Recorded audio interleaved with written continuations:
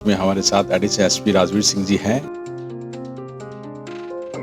मैं भरतपुर भी रहा हूँ, अलवर भी रहा हूँ। वहाँ अलग तरह के अखबार आते हैं, वहाँ बहुत ज्यादा मुकदमे दर्ज होते हैं। संस्कृति के साथ साथ में किस तरीके से अपराध भी अलग अलग जगह के अलग अलग तरीके के अपराध के घटनाक्रम होते हैं। पहले एक ही कोतवाली होती थी, जयपुर में एक ही थाना था कोतवाली। इन पर किस तरीके से अंकुश लगाया जाए, इस पर भी मतलब जैसे पुलिस मॉनिटरिंग करे, उस विषय में भी आप लोग। अजमेर में 3 AK-47, 299 कार्टिज, 15 बम और AK-47 के साथ साथ हमने एक हिजबुल मुजाहिदीन का ट्रेंड जो पाकिस्तान से ट्रेनिंग लेके आया था, उस आतंकवादी को शब्बीर को भी हमने पकड़ा था। तो लोगों के अकाउंट में जब पैसा आता है, जैसे हमारे फादर साहब जो रिटायर हुए उसके सेकंड डे ही उनके पास फोन आने लगे, तो ये बड़े bank account detail cyber fraud के पास पहुंच जाती है। और अभी एक मर्डर किया था, एक आपको ध्यान हो तो, उसने पत्नी का मर्डर किया था। उसमें भी वो जितने भी लोग थे उनको भी हमने तुरंत गिरफ्तार कर लिया। लेकिन जिस तरीके से पुलिस बड़ा मुश्किल होता है उसके परिवार और ड्यूटी के साथ में तालमेल बिठाना। आक्रोश होना स्वाभाविक है, लेकिन मेरी अपील है कि ऐसा नहीं करना चाहिए। पुलिस को मौका देना चाहिए। तनाव भी बहुत रहता है, खुद की हॉबीज भी बहुत रहती है और एक प्रेशर रहता है। किस तरीके से हैंडल करते हैं और हॉबीज क्या है? तो मैं जहाँ मेरी पोस्टिंग रही है, मैंने घोड़े अपने साथ भी रखे हैं। यहाँ की जो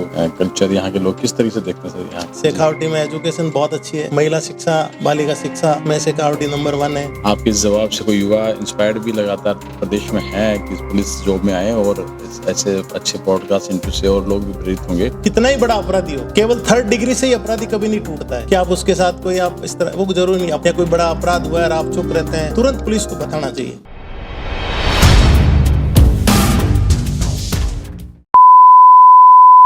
दोस्तों राम राम साहब, मैं थाको दोस्त, थाको बैलो, थाको मित्र कुम सिंह, और आज हमारे पॉडकास्ट इंटरव्यू की सीरीज में हमारे साथ एडिशनल एसपी राजवीर सिंह जी हैं, जो इस समय वर्तमान में नवलगढ़ सर्कल के इंचार्ज हैं। और सर बहुत ही धन्यवाद, आपने बहुत कीमती समय दिया और जिस तरीके से आपकी सादगी है, और आज संजोग से आज ड्रेस मैं पॉडकास्ट में भी विदाउट ड्रेस पधारे हैं, और हम भी चाहते हैं कि पुलिस और आप भी चाहते हैं कि आमजन में विश्वास, अपराधियों में भय, वो स्लोगन धरातल पर भी रहे और वो रह भी रहा है।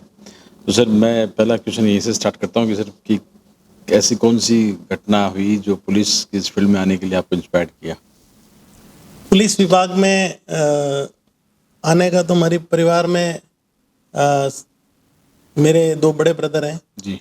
बड़े ब्रदर हैं, वो भी पुलिस में वो भी अधिकारी थे, तो उनसे एक तो मुझे प्रेरणा मिली। उसके बाद एक और मेरे ब्रदर है, उनसे छोटा है, वो भी एडिशनल एसपी थे, उन बड़े वाले भी एडिशनल एसपी जी। तो हम लोग शुरुआत में जब मैं छोटा था तो तब बड़े वाले ब्रदर पुलिस में जा चुके थे, भर्ती हो चुके थे जी। तो ये था। एक मेरे रियल अंकल थे जी, जसवंत सिंह जी नाम था उनका, और वो राजस्थान पुलिस के बहुत ही अच्छे अधिकारी, उनका नाम था जी। सब इंस्पेक्टर में भर्ती हुए थे जी, और एडिशनल एसपी से रिटायर्ड हुए थे। पुलिस में जाने का तो यही था कि हमारा पुलिस परिवार है जी, तो परिवार में पुलिस बढ़िया। सर मूलतः पूरे राजस्थान में आपने ड्यूटी की है, लेकिन जैसे मारवाड़ से आते हैं, फलोदी से आप आते हैं, लेकिन पुलिस की जो ड्यूटी आपकी रही है पूरे प्रदेश के अलग अलग जिलों में रही है, तो संस्कृति के साथ साथ में किस तरीके से अपराध भी अलग अलग जगह के अलग अलग तरीके के अपराध के घटनाक्रम होते हैं, ऐसा इसको किस तरीके से देखते हैं सर कि कहाँ एक अधिकारी के रूप में पूरे राजस्थान की संस्कृति को भी समझ सकते हैं और साथ साथ में अपराध की भी? मुझे ये राजस्थान पुलिस में जो काम करने का अवसर मिला, और ये भी एक मेरे जो जहाँ भी मेरी पोस्टिंग रही है, वो शुरुआती दौर में मैं मारवाड़ में मेरी पोस्टिंग रही। मारवाड़ के बाद में मैं अजमेर डिस्ट्रिक्ट में मेरी पुष्कर और यहाँ पोस्टिंग रही, फिर मेरा अलवर भी रहा, मेरा भरतपुर भी रहा, और मेरा सवाई माधोपुर रहा। तो अलग अलग संस्कृति, राजस्थान की अलग अलग संस्कृति, राजस्थानी भाषा जो अलग अलग रूप से बदलती जाती है, मुझे हर क्षेत्र में काम करने का अवसर मिला। और मैं ना, अपराध भी अलग अलग क्षेत्र में अलग टाइप के अपराध भी होते हैं। किसी एरिया में कुछ बहुत ज़्यादा गंभीर अपराध होते हैं, कहीं बहुत छोटे मारपीट के और इस तरह के होते हैं। तो मैं भरतपुर भी रहा हूँ, अलवर भी रहा हूँ, वहाँ अलग तरह के अखबार आते हैं, वहाँ बहुत ज़्यादा मुकदमे दर्ज होते हैं। मैं जोधपुर और इस साइड में रहा हूँ, तो यहाँ उनकी तुलना में वहाँ थोड़े अपराध कम होते हैं। तो राजस्थान के अंदर अलग अलग जो क्षेत्र है, उसके एरिया के हिसाब से अपराध भी बढ़ता घटता जाता है। तो मुझे मेरी नौकरी में मुझे सब जगह रहने का मौका मिला। और आप ये सोचेंगे कि मैं राजस्थान की जो सबसे बड़ी कोतवालियां, जो स्टेट टाइम की कोतवाली, उस समय की जो कोतवालियां थी, जी। मैं गुजरात बॉर्डर आबू रोड कोतवाल रहा, बहुत बढ़िया, मैं जयपुर कोतवाल रहा, बहुत बढ़िया। मैं सवाई माधोपुर कोतवाल रहा, मैं भरतपुर कोतवाल रहा, मैं अलवर कोतवाल रहा।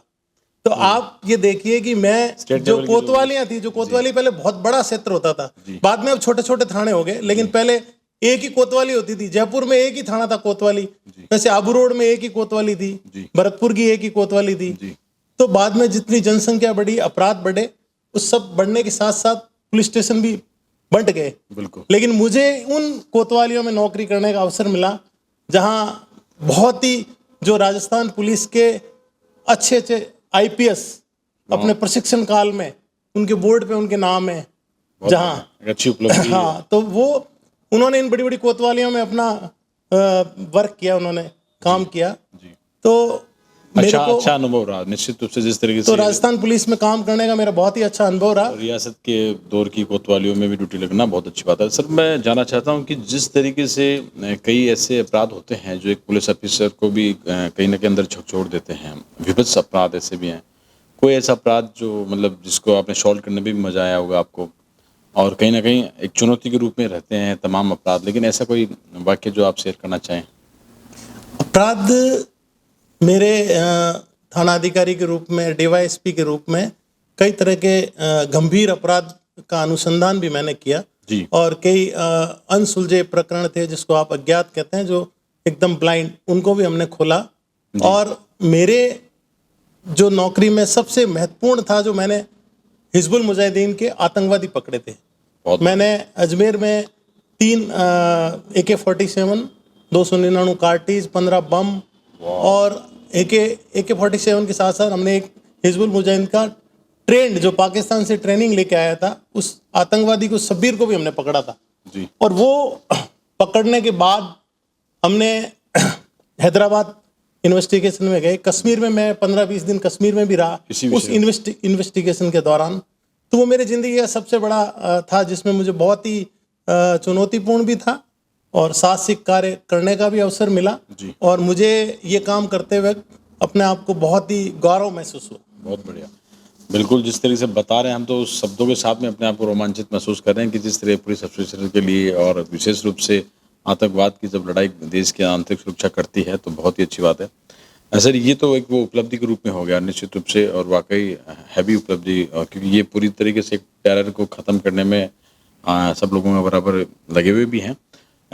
दूसरी मैं विषय में बात करूँ, जो अपराध में इस अलावा जो इन दिनों क्राइम घट रहे हैं, जैसे साइबर अपराध बढ़ चुके हैं, या फिर ऐसे जो साइको टाइप के से अपराधी हैं, ये इन पर किस तरह से अंकुश लगाया जाए, इस पर भी मतलब जैसे पुलिस मॉनिटरिंग करे, उस विषय में भी आप लोग सोचते होंगे? अपराध का तरीका बदला है जी। साइबर अपराध आज की तारीख में बहुत बड़ी समस्या है जी। और सरकार, और भारत सरकार, राजस्थान सरकार साइबर अपराध को लेकर के गंभीर भी है और उन्होंने बहुत सारी पुलिस को फैसिलिटीज भी दी है। जी। अधिकारी हर जिले में साइबर थाने खुले हैं, डीवाईएसपी स्तर के अधिकारी लगाए हैं, मॉनिटरिंग हो रही है, कंप्यूटर है, टेक्निकल जो भी संसाधन चाहिए वो सरकार ने सब दिए हैं। भारत सरकार भी इसको मॉनिटरिंग कर रहा है।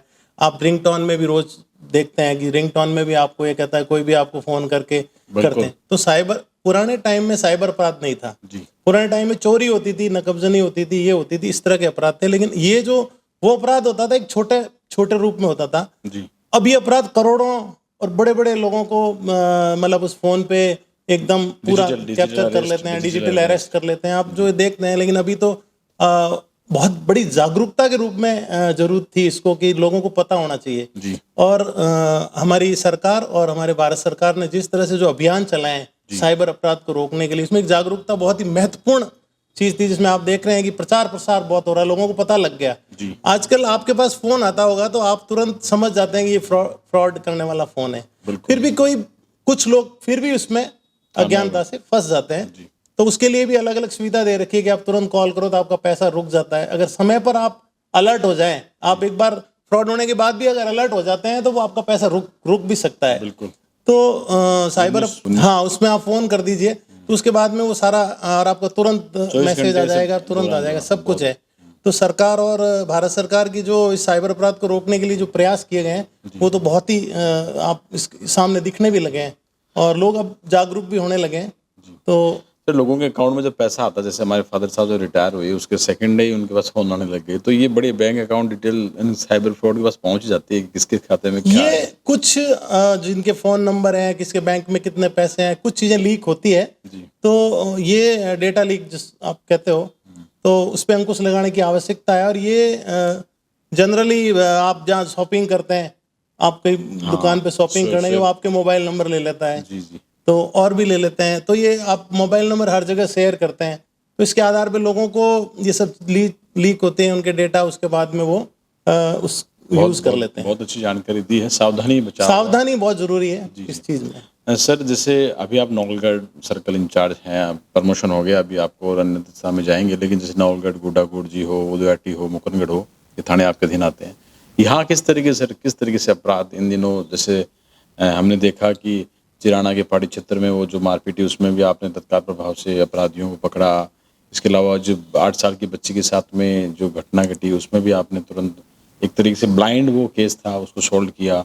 इसके अलावा जैसे अपनी पत्नी का मर्डर कर देता है वो सही राम, हमारे यहाँ नवलगढ़ व्रत क्षेत्र में भी काफी गंभीर अपराध हुए थे जी, लेकिन पुलिस ने बहुत ही मतलब तत्परता से कार्रवाई करते हुए जो ये नाबालिग बच्ची वाला प्रकरण था, एक पूर्व में ब्लाइंड था वो नहीं खुला था, वो भी हमने खोला। दूसरा ये अभी ताजा था, वो तुरंत खोल दिया हमने। जी जी और अभी एक मर्डर किया था, एक आपको ध्यान हो तो उसने पत्नी का मर्डर किया था, सही राम, उसमें भी वो जितने भी लोग थे उनको भी हमने तुरंत गिरफ्तार कर लिया। बिल्कुल।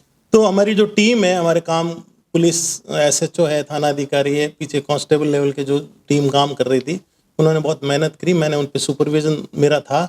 और हमारे SP साहब और हमारे एडिशनल S साहब और हम लोग जब भी कोई इतना बड़ा अपराध हुआ है तो हमने उसको जनता में ये मैसेज दिया है कि पुलिस काम कर रही है और पुलिस ने अपराधियों को पकड़ा भी है। कई बार सर जैसे हेजिटेशन स्टार्ट हो जाते हैं, धरने प्रदर्शन स्टार्ट हो जाते हैं, कहीं ना कहीं काम में जैसे आपको सफलता के लिए आपको फिर एफर्ट आधा इधर करना आधा उधर, तो उन चीज़ों के लिए भी क्या मतलब ऐसे एक पुलिस अधिकारी के रूप में क्या सोचते हैं? इस तरह के जो बड़े अपराध होते हैं जिसमें जनता की भावना जुड़ी रहती है और लोग आक्रोशित भी होते हैं, वो तुरंत चाहते हैं, तो ऐसे में क्या है कि आप पुलिस एक तो अपराध होने के बाद में उस अपराध को खोलने में काम करे, एक कानून व्यवस्था, भीड़ और रास्ते रोकना, धरना प्रदर्शन, फिर उनका ध्यान उधर डाइवर्ट होता है। तो ये धरना प्रदर्शन पुलिस को काम करने के लिए पहले टाइम देना चाहिए। पुलिस FIR दर्ज होते ही कार्रवाई में लग जाती है और पुलिस अधिकारी होता है, उसको घटना की गंभीरता और उसका जनता के आक्रोश, उस सब के परिणाम उसको पता होते हैं। तो वो अगर कोई गंभीर घटना घटित हुई है तो थाना अधिकारी लेवल नहीं, ऊपर जिला पुलिस अधीक्षक तक उस चीज को बड़ी संवेदनशीलता से लेते हैं। बकायदा ऊपर से निर्देश मिलते रहते हैं कि इसको तुरंत खोलो। बकायदा वो हर तरीके से अपराधी, उस तरह के अपराध करने वाले लोगों की लिस्टें हमारे पास सब है, तो कार्रवाई हम करते हैं। पर कई बार कुछ लोग अलग से लोग लेकर के इस तरह की कर देते हैं।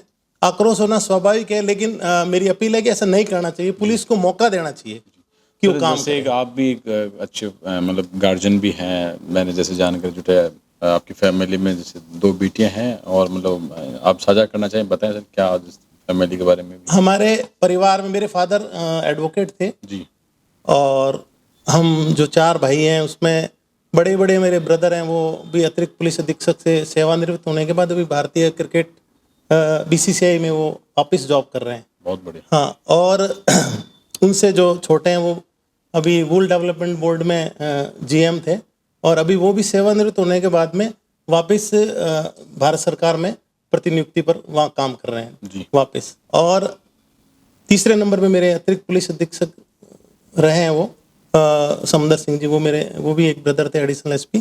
और चौथे नंबर पे मैं हूँ और मेरी एक सिस्टर है और एक मेरे जीजा जी हैं, प्रोफेसर है एग्रीकल्चर यूनिवर्सिटी में।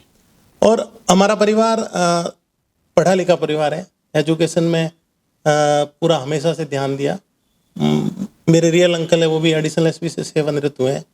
तो मैं हमारे दादाजी के टाइम से ही शिक्षा के लिए हमारे पूरा ध्यान रखा उन्होंने। तो शिक्षा के साथ साथ हम लोगों को अच्छी सर्विस में भी गए हम, और हमने सेवा, जनता की सेवा भी की।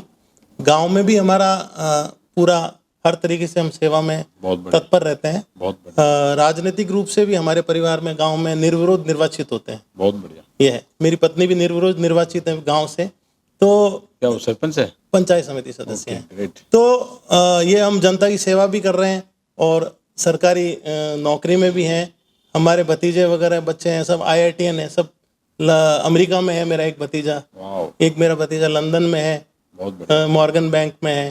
तो और मेरी बेटियां हैं जो मिरांडा हाउस और LLB दिल्ली से की है। बहुत बढ़िया। तो शिक्षा का जो है, शिक्षा में भी हमारे बच्चों ने बहुत नाम रोशन किया है हमारे परिवार का। और एक गार्जियन तब खुश हो जाते हैं, बच्चे पढ़ते हैं और वेल सेटल हो जाते हैं। सैलरी भी बड़ी इंपॉर्टेंट होती है सर, मतलब कई लोगों की उत्सुकता होती है जवाब ऐसे किसी की मतलब महिला की उम्र और पुरुष की सैलरी नहीं पूछनी चाहिए। लेकिन जिस तरीके से एक पुलिस बड़ा मुश्किल होता है उसके परिवार और ड्यूटी के साथ में तालमेल बिठाना, तो सर किस तरीके से मैनेज होता है? पुलिस की नौकरी में बहुत ही मुश्किल काम है कि आप अपना समय परिवार में दें और वो दें। लेकिन मेरा ये था कि जब से भी हम पुलिस में थे तो परिवार हमेशा साथ रखा हमने जी और बच्चों की एजुकेशन पे पत्नी ने पूरा ध्यान दिया। जी तो एजुकेशन के मामले में वो पूरा देखती थी जी, और नौकरी के मामले में मैं देखता था। उसके बाद भी हम सर्विस जहाँ भी रही हम सब साथ रहे। बहुत बढ़िया। तो उसी का परिणाम था कि बच्चे भी पढ़ाई में अपना ध्यान रखते थे। लेकिन हमारे बच्चों ने कभी भी पुलिस की नौकरी में हम पुलिस में आए तो उनको कभी पुलिस की नौकरी में उस तरफ उनका कभी ध्यान नहीं रहा। वो अपनी पढ़ाई और अपने काम के प्रति सजग रहे हो। बहुत बढ़िया सर। तनाव भी बहुत रहता है, खुद की हॉबीज़ भी बहुत रहती है और एक प्रेशर रहता है, किस तरह से हैंडल करते हैं और हॉबीज़ क्या है मतलब उसी तनाव को कम करना? तनाव तो पुलिस में जैसे भी तनाव तो पुलिस के लिए एक तनाव और पुलिस का साथ नाम जुड़ा हुआ है। लेकिन तनाव को आप जितना कम कर सकते हैं वही ज़्यादा अच्छा है। लेकिन तनाव होता है जब कोई बड़ी घटना हो जाती है, तो नेचुरल है उस घटना में पीड़ित पक्ष के साथ जो हुआ है उसको देख करके पुलिस अधिकारी भी अपने आप को उस पीड़ित के रूप में देखता है। तो इन सब चीज़ों, उस पीड़ित के साथ जो अन्याय हुआ है उसको वापस उजागर करना, सजा दिलाना, इन सब चीज़ों का प्रेशर भी होता है कि वापस जनता को क्या जवाब देंगे। ये सब अगर आप सोचने लग जाओ तो थोड़ा प्रेशर और तनाव आता है जी। लेकिन मेरा ये मानना है कि आप पुलिस की नौकरी के अलावा थोड़ा परिवार के साथ समय बिताते हैं तो उस तनाव को कम होता है।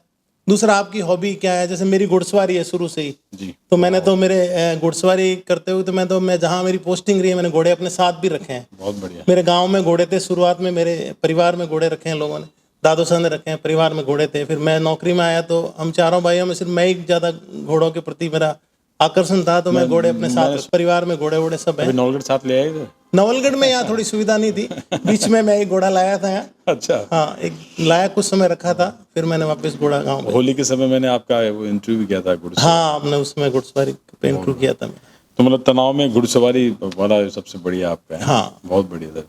तो सर जिस तरीके से बच्चों के एजुकेशन का आपने बताया, सब कुछ सारी चीज़ें हैं, नवलगढ़ का और जो आप यहाँ पर लगभग 1 साल से हैं, कैसा सर यहाँ के लोग, यहाँ की जो कल्चर, यहाँ के लोग किस तरीके से देखते हैं सर यहाँ के नवलगढ़ को? सिखावटी में मेरा जो मैंने राजस्थान के सभी जगह मैंने नौकरी की, सिखावटी का अनुभव मेरा रह गया था। वो मैंने अभी एज ए DYSP में यहाँ आया और मुझे यहाँ काम करने का मौका मिला। सिखावटी में एजुकेशन बहुत अच्छी है, महिला शिक्षा, बालिका शिक्षा में सिखावटी नंबर 1 है जी।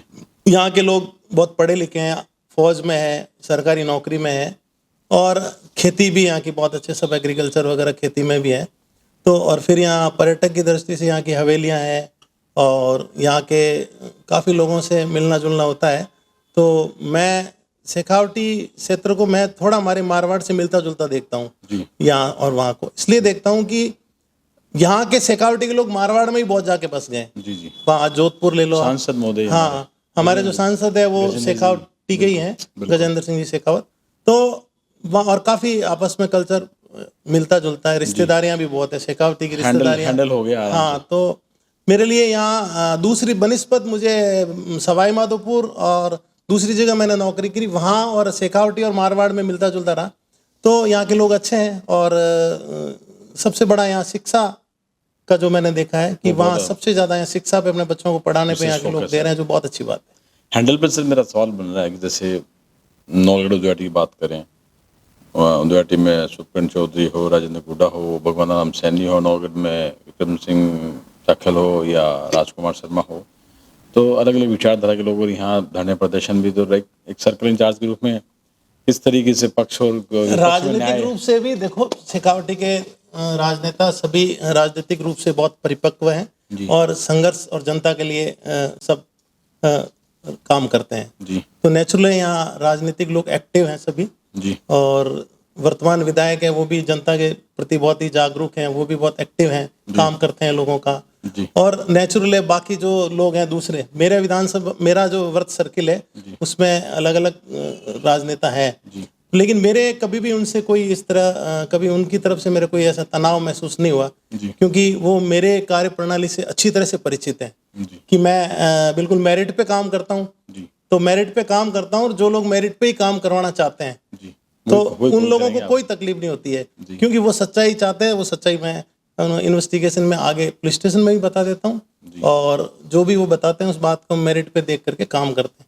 तो मैं कहीं विवादों में नहीं आया, ना मेरा किसी राजनेता के साथ कभी भी कोई किसी भी तरह का कोई इस तरह लगा कि वो, और ना मैं किसी इस तरह की चीज़ों में मेरे पे कोई अनावश्यक कभी प्रेशर भी नहीं आया। बहुत बढ़िया सर। अपराधी को जब आप पूछताछ करते हैं सर, मतलब बड़े शातिर होते हैं अपराधी, तो किस तरीके से चीज़ें उसको, मतलब चीज़ें निकालना, कोई ऐसी बात जो शेयर करना चाहें? क्योंकि बहुत लंबा अनुभव है हुकुम सिंह जी। जी अपराध पुलिस, मेरा अनुभव पुलिस में हमेशा, पुलिस स्टेशन में मैं थाना अधिकारी बहुत लंबे टाइम रहा हूँ, उसके बाद मैं सब इंस्पेक्टर थाना अधिकारी रहा हूँ, इंस्पेक्टर थाना अधिकारी रहा हूँ, उसके बाद मैं डीवाईएसपी सर्किल, व्रत सर्किल में रहा हूँ, और विभिन्न अलग अलग राजस्थान के कोणों में रहा हूँ। जी तो मेरा बहुत लंबा अनुभव है।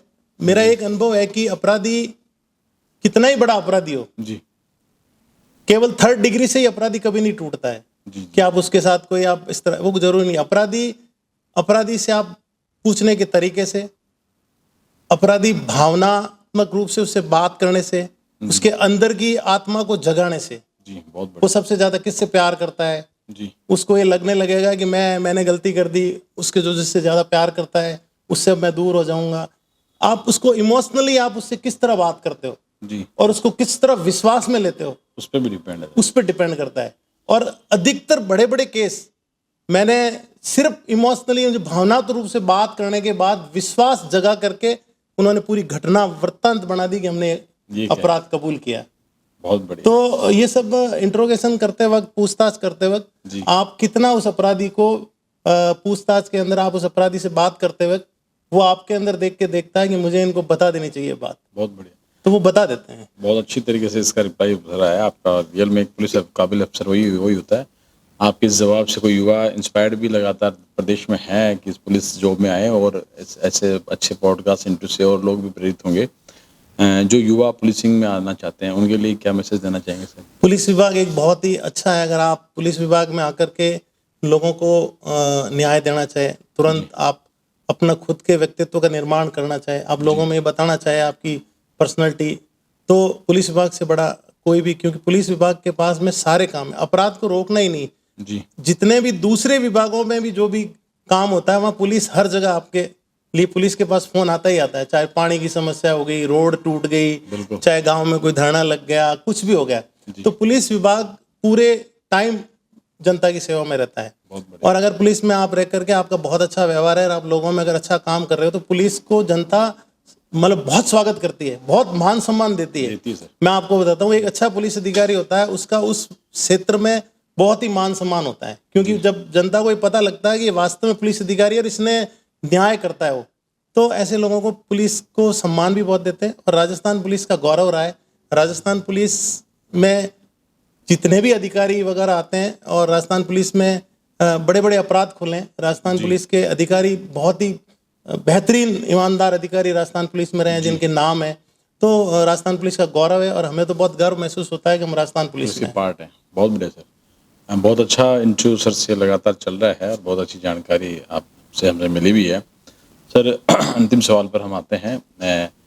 क्या मैसेज देना चाहेंगे आम जन को कि पुलिस का विश्वास बना रहे और पुलिस पर आप हमेशा विश्वास रखें, साथ में जो पुलिसिंग की जो शैली है उसमें एक हेल्पफुल नेचर रहे, इस तरीके से कोई आप संदेश साझा? पुलिस विभाग, मैं लोगों से अपील करूंगा कि पुलिस आपके द्वार खड़ी रहती। पुलिस, आप CLG मीटिंगें भी होती हैं, अलग अलग तरह के हम जगह जगह जाकर भी लोगों से बात करते हैं। तो अपराध, जहाँ भी आपराधिक प्रवृत्ति के लोग दिखते हैं, संदिग्ध लोग दिखते हैं, आपको लगता है कि आसपास, आपके आसपास में कुछ ऐसी संभावना है, आपको कुछ संदिग्ध लोग दिखे हैं या कोई बड़ा अपराध हुआ है और आप चुप रहते हैं, तुरंत पुलिस को बताना चाहिए। बहुत बढ़िया। हाँ, अगर जनता जागरूक होगी, साइबर अपराध को लो, अगर जनता जितनी जागरूक होगी, साइबर अपराध अपने आप खत्म हो जाएगा। जागरूकता बहुत जरूरी है। वैसे पुलिस को उम्मीद ये है कि पुलिस को घटना होने के तुरंत बाद पुलिस को इन्फॉर्मेशन मिले और उसके बाद जब वो घटना स्थल पे जाए तो घटना होने वाले के बारे में सच्चाई बताए, जी मौन नहीं रहे। जी तो हम ये चाहेंगे कि और पुलिस अगर काम कर रही है तो अनावश्यक धरना प्रदर्शन और ये नहीं, उसको समय मिले, तुरंत काम करने के लिए उसको छूट मिले। बहुत बढ़िया। सर, रिटायरमेंट के बाद का क्या प्रोग्राम है? रिटायरमेंट तो भी मेरा 2031 साल में है, अभी टाइम है मेरा बहुत। लेकिन रिटायरमेंट के बाद मैं गांव जाऊंगा, मेरी खेती बाड़ी बहुत अच्छी है जी तो फार्मिंग करूंगा, गाय गौपालन है, मेरे गायें भी हैं, घोड़े भी हैं। जी। मुझे जानवरों को पालने का बहुत ज़्यादा शौक है, मेरे बच्चों को भी बहुत शौक है। तो हम गांव में रहेंगे और गांव के अंदर रह करके और ये सब चीज़ें करेंगे। अपने जो शौक पुलिस में हम टाइम नहीं दे पाए वो हम हमारे परिवार को भी देंगे और हम हमारे उन जानवरों के साथ भी रहेंगे जिनको हम पाल रहे हैं, जिनको एक फैमिली के रूप में हमारे सदस्य हैं वो। बहुत बढ़िया। तो गाय है, घोड़े हैं, इन सब के साथ। जी। जैसे देखा आपने पॉडकास्ट इंटरव्यू में हमारे साथ में आज एडिशनल एसपी राजवीर सिंह जी हैं और जिस तरीके से बातचीत की है और कहीं नहीं लगा कि एक पुलिस अफसर से हम बात कर रहे हैं और इसीलिए हमने इनको निवेदन भी किया था कि हम सिविल ड्रेस में ही, विदाउट यूनिफॉर्म ही हम आपसे बातचीत करेंगे। सर, बहुत अच्छा इंटरव्यू भी रहा है और रियल में इस जाते थे एक अंतिम यही कि कोई ऐसी मोटिवेशनल बात जो हमेशा सबके जहन में रहे, इंस्पायर्ड के रूप में आप हम एक अंतिम आज की इस वार्तालाप। मैं नवलगढ़ के सभी वासियों को और नवलगढ़ क्षेत्र जो व्रत सर्किल के मेरे सभी थाने हैं उन सभी क्षेत्र के वासियों को मैं ये कहूँगा कि पुलिस को अपना मित्र समझे और पुलिस की गाड़ी देख करके आप पुलिस जहाँ भी गश्त करती है तो आपको कुछ संदिग्ध लोग मिले या कुछ दिखे तो तुरंत बताए और पुलिस के आप संपर्क में रहे। अपराधियों के विरुद्ध जो पुलिस काम करे तो उनको सूचनाएं दे और किसी भी तरह की कोई घटना हो तो उसकी तुरंत पुलिस को सूचना दे, पुलिस को उसमें मदद भी करे अपराधियों को चिन्हित करने में और सही घटना का वृतांत बताने में। बहुत बहुत धन्यवाद सर। बहुत अच्छा पॉडकास्ट रहा और बहुत ही आनंद आया सर से बात करने में। सर ने आपने कीमती समय दिया सर, बहुत बहुत थैंक यू।